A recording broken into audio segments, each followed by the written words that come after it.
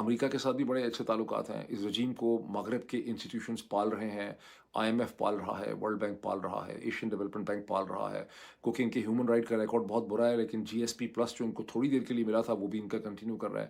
Zero rated goods پہ ان کی کمی اور خاصا کمزور قسم کا پروڈکٹ ایکسپورٹ ہو کے یورپین یونین میں بھی جا رہا ہے, اور ان کو کمپیٹ نہیں کرنا پڑا. اب ہندوستان کو بھی ایک کنسیشن مل گئی ہے, لیکن اس سے پہلے ان کو ہندوستان کے پروڈکٹس کے خلاف, بنگلہ دیش کے پروڈکٹس کے خلاف, ترکی, انڈونیشیا, شری لنکا اور ویتنام کے جو پروڈکٹس یورپ یونین میں آتے ہیں ان پہ 8 سے 12% ڈیوٹی ہے. تو ان کو ان کے ساتھ جو ہے وہ کمپیٹ نہیں کرنا پڑا. بنگلہ دیش کے گڈس پہ ویسے کنسیشن تھی, تو ان کا ایک ریلیشن شپ ہے. تو پھر ہائبرڈ وارفیئر ان کے خلاف کون کر رہا ہے؟ تو آج آ کے ان کے خلاف ہائبرڈ وارفیئر جو ہے تو اس میں ایک ان نیمڈ قسم کا دشمن ہوتا ہے, ٹھیک ہے نا, جو ہم سب کے پیچھے ہے.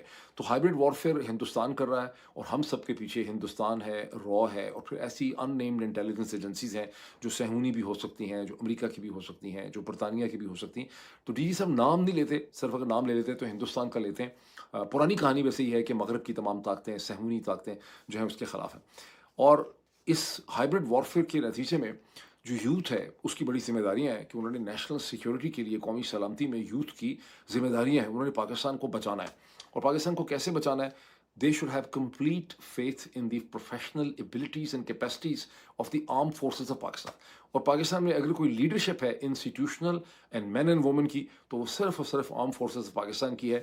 اور پھر جیسے کہ ڈاکٹر شہباز گل آپ کو بتاتے ہیں اپنے ویلاگ کے اندر کہ جب جنرل عاصم منیر نے بچوں سے تقریر کی, اسٹوڈنٹس کو, تو انہوں نے کہا کہ پاکستان کی جو پولیٹیکل پارٹیز ہیں یہ بالکل کرپٹ ہیں. Very interesting comment. اور پاکستان کی جوڈیشری بالکل انکمپیٹنٹ اور نکمی ہے. اسے کس نے بنایا انکمپیٹنٹ نکما؟ وہ ظاہر ہے جان صاحب نے ہی بنایا ہوا ہے, یہ جرنیلوں نے بنایا ہے. اور پاکستان کی جو فوج ہے وہ ایک دنیا کا بہت ہی ریسپیکٹڈ پریسٹیجیس 5ویں نمبر کا یا 4تھے نمبر کا یا 6ٹھے نمبر کا انسٹیٹیوشن ہے. تو اور یہ سب جگہ پہ, یہ کوئی آج جو پچھلے 24 گھنٹے میں ایسا نہیں ہے کہ جنرل صاحب کی یہ تھیم تھی. DGSPR کی کنسسٹنٹ تھیم جو ہے وہ ان تمام جگہوں پہ یہ ہے. یعنی لیڈرشپ جو ہے وہ پاکستان کو دے گی, اور پاکستان کی جن زی کو جو لیڈرشپ دے گی, پاکستان کو جو بچائے گا وہ آرمی لیڈرشپ ہے. 2004 میں BBC کے ایک بہت ہی prominent, British broadcasting corporation کے ایک بہت ہی prominent thinker, intellectual producer, executive producer جن کا نام ہے ایڈم کرٹس, انہوں نے ایک 3 پارٹ سیریز کریٹ کی ڈاکومنٹریز کی, جس کا ٹائٹل تھا the power of the night measures. یہ میں نے دیکھی ہے, اگر آپ نے نہیں دیکھی, آپ میں سے بہت سے لوگوں نے دیکھی بھی ہوگی. یہ 9/11 کے تناظر میں آئی تھی. اگر معاف کیجیے گا, اگر آپ نے نہیں دیکھی, یہ بہت ضروری ہے, یہ آپ کو فری مل جائے گی میرا خیال ہے یوٹیوب کے اوپر.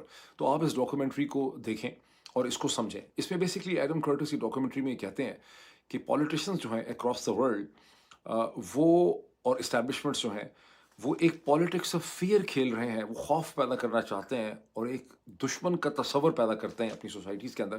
اور اس کی وجہ یہ ہے کہ بدلتے ہوئے حالات میں وہ پالیٹیشنز, وہ ریاستیں اور وہ اسٹیبلشمنٹس جس میں ریلیجس آرگنائزیشنز بھی ہیں, جس میں ویسٹ کی گورنمنٹس بھی ہیں, جس میں خاص کر کے امریکہ کی گورنمنٹ ہے, جن کے پاس مستقبل کا اکنامک ویژن نہیں ہے.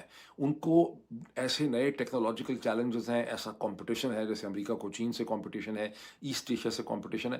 تو ان کو اب ان کے پاس کوئی کلیئر پاتھ وے نہیں ہے. بیکاز امریکہ میں فار انسٹنس یہ ہے کہ جو اب پہلی جنریشن ایسی آ گئی ہے جو یہ محسوس کرتی ہے کہ اس سے پہلے جتنی بھی جنریشنز تھیں سیکنڈ ورلڈ وار کے بعد سے, ہر آنے والی جنریشن کی جو کوالٹی آف لائف تھی, اس کے پاس جو ایکسیس تھی چیزوں کی, گاڑیوں کی, گھروں کی, کوالٹی آف فوڈ, کم کام کرنا, زیادہ لیجر ہونا, ٹریول کرنا, ویکیشنز کرنا, وہ اس کی تمام چیزیں کم ہو گئی ہیں. تو اس کی بہت فرسٹریشن پائی جاتی. تو آپ کے پاس کوئی اکنامک ویژن نہیں ہے اس وقت سیاستدانوں کے پاس کہ آپ نے کوالٹی آف لائف کو اب آگے کیسے امپروو کرنا ہے دنیا کے امیر ترین ممالک. تو پولیٹیشنس کو ایک پالیٹکس آف فیئر کھیلنی ہوتی ہے, جس میں ایک دشمن کا تصور پیدا کرنا ہوتا ہے. یعنی مغربی ممالک کے اندر اسلام کو اور مسلمانوں کو بھی 15-20 برس تک ایک دشمن کے طور پہ پریزنٹ کیا گیا ہے کہ اصل میں مغرب